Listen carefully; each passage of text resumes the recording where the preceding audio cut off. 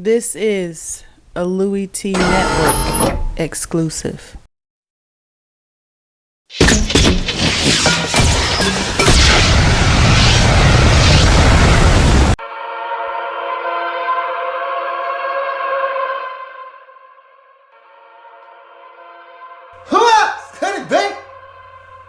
Me, your man, Louie Tee. Welcome. You are in the lab room, of course. I'm your host, Lou. Thank you for joining me on the 2016 NFL Draft Prospects 101 series. Your guide to some of the biggest and hottest names in the 2016 NFL Draft, talking cornerback position. And this is a guy I haven't talked about a lot throughout this process, but he's one of those players gonna go under the radar, but I think quietly, behind closed doors, a lot of teams are discussing this player as someone that they like at the end of the first round, but definitely as a second round prospect. I'm talking about Baylor cornerback Xavien Howard. Let's talk about his pros and why this guy could quietly sneak into the back end of the first round, but definitely coming off the board early, second round. 6 feet, 201 pounds. This is a guy that has some good size, good weight to him, good proportion. You look at this guy and he's built correctly, the way you like him built at the next level. And we know where we are with cornerbacks. We like them big, we like them long, we like them athletic, we like them with ball skills. He has all of the above. Big, long, bump and run cornerback is the next pro. He's one of these guys, you know how I like my corners to come up in your face, delete the airspace, and get physical with you. Let's get physical. He's one of those dudes, doesn't mind getting his hands dirty, man. Get up in your face and make it a long day for you, man. So, Xavien Howard, to me, is one of those dudes that he is a guy that is gritty and will challenge that receiver that's in front of him. Even if he knows he's at a disadvantage speed-wise, he'll still come up in your face and try to get hands on you and lay hands on you and be physical with you, despite knowing that if he loses at the line of scrimmage, he could be in for a world of hurt. Does a great job of redirecting wide receivers at 5 yards. He's one of these guys that once he gets to that 5-yard mark, he loves to put his hands on receivers and mess up the timing of the route. So a guy gets off the line of scrimmage, he's impressed. Guy gets off the line of scrimmage, comes with the outside release, and then right at 5 yards, he puts his hands on them, disrupts the route and the timing of that route. If that's a little square in or if that's a little comeback, Xavien Howard has just messed up that route by putting his hands on that receiver. Remember, you can get away with it at the next level at 5 yards. He does a really good job of redirecting at 5 yards and really messing up the timing of a route. He's a smart, aware football player. A lot of times you see him in zone coverage, pass off a receiver. He'll look like he's going with that receiver, then come underneath and make a play on the football. Very smart and aware guy, okay? When he's got eyes on the quarterback and he's keying quarterback, he's a very aware corner. He sees the football, makes plays on the football, is able to get into plays where he probably doesn't even belong, but that's the mark of a nosy, good corner. When you can see route combinations happening before your very eyes and react to it, carry out this route, but still be close enough to react. Guys running you off on a go route, but you see that underneath out coming, and you say, okay, I see what you're trying to do here, and you pass off that go route, that 9 route, and you come underneath that out, pick it off. He's one of those type of players that can be very nosy, smart, and get into the play and make plays on the football. He's versatile, okay? He can play zone, or he can play man, he can play slot corner, or he can play boundary corner. So there's versatility here with Xavien Howard. At Baylor, he lined up in the slot over receivers. He lined up out at the boundary. He played a lot of zone, played a bunch of man coverage. So there's a lot to offer here in terms of what he can do for your football team from a coverage standpoint with Xavien Howard. I don't think there's anything he can't do on the football field in terms of coverage. And so that's something that should be reassuring to teams, because there isn't many questions that you have if you watch the tape of what this guy can bring to your football team and what he can allow you to do as a defensive coordinator. Fluid, opening up his hips from back pedal or press to full out sprint. And that's something that not a lot of guys are adept at. And the difference between you opening up your hips fluidly and getting to your full out sprint and having a little bit of a hitch in that is the difference between you being a step behind a defender or being hip to hip with him, or being a step behind a receiver or being hip to hip with that receiver. So he does a really good job because, and the reason I think he's so good at it is because he does it so often. He's a guy that loves to come up and press. So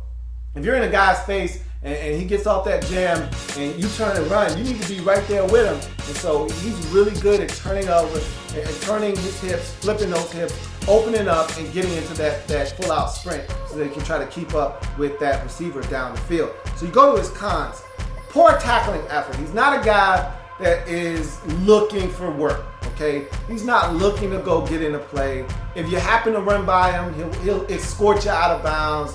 He may cut you, but he's not one of these guys coming up and being physical. He's not fighting through, a wide receiver screen and getting back in the backfield and tackling that receiver for a 3-yard loss in the back. That's not what he's looking to do, man. He'll take on that blocker, he'll stand up, get in the way, allow somebody else to make it. He's not, the tackling effort is very poor. He's not looking to make any plays. He's just looking to do his job as a cornerback, okay? Lacks makeup speed. That's the next con, and you saw it in the Oklahoma game. You also saw it in the SMU game where, again, for a guy that wants to come up and be aggressive and get in your face, delete the airspace and be aggressive, okay, lay hands on you. If you beat him off the line of scrimmage, I think that you can run by this guy and he can't catch up. If you got real legit speed, okay, you can run by Xavien Howard and he will not be able to make up the ground necessary to get back into play if the ball is thrown out in front and leads the receiver instead of them having to wait on the football. And so remember, Sterling Shepard had a phenomenal game in the rain at Baylor against Baylor. It was a huge game, a huge win for Oklahoma on the road, which helped propel them to their playoff appearance. A big win on the road, and I think Sterling Shepard might have had 13, 14, 15 grabs in that game for close to 200 yards. So, Xavien Howard was a part of that. So, he was beaten in that game quite often, and he's one of those guys that can get beat deep if he doesn't get a clean jam off, and he does not have the makeup speed to catch up, in my estimation. SMU, he gets beat flat out deep by a receiver early in that ball game, gives up a touchdown, about a 45, 50, 60-yard touchdown. Guy beats him off the line of scrimmage. He couldn't recover, runs by him, and that quarterback lays it out back of the end zone. Guy makes a beautiful catch, touchdown. You can get that done on Xavien Howard. You must make sure that if you're a team and you're being aggressive with him, you either keep a safety over the top just to make sure, or you tell him, look, man, this guy has a lot of speed. You need to make sure you keep your distance and you run with him and don't allow him to get on top of you. So that's something that you need to look for with Xavien Howard. I think he lacks, even though he reportedly ran a 4.38 at his combine, I'm not seeing that on tape in terms of makeup speed at all. Doesn't adjust well to the football. He's not a guy that, to me, adjusts well to back shoulder fades and doesn't adjust well when the ball is underthrown and he's in coverage. Against UNC, I thought they got those bigger receivers like Bug Howard and all of those guys. I didn't think he did a great job of adjusting the back shoulder throws in that football game. Thought they had a field day against him in terms of catching those back shoulder fades and things of that nature. Underthrown football doesn't adjust well. Same thing against Oak State. Thought they had a really good game plan of back shoulder fades and underthrown footballs that worked against Xavien Howard. I don't think he does a good enough job of reacting to underthrown footballs and locating the ball and getting to it. And those back shoulder fades, they're tough to defend. Not everyone can defend those. Usually that's reserved for the elite corners, and he doesn't do a really good job of defending those back shoulder fades. So that's something else that I think he'll need to really work on in terms of technique at the next level. Defending passes that are away from him in terms of back shoulder fades or underthrown footballs. He's got to be better at adjusting to throws in the air, tracking the ball's flight and getting to it. And so that's something that I think he needs to work on. But that's Xavien Howard in a nutshell. I think he's going to be a guy that a lot of teams are enamored with in terms of his length, his size, and his athleticism and ability to make plays on the football. So we'll see what happens with him and where he lands in this draft. And that's his draft prospects 101 breakdown. If it happens in the National Football League, whether big or small, here in the lab, we'll come back and join me to continue to break down anything. And now, in the National Football League.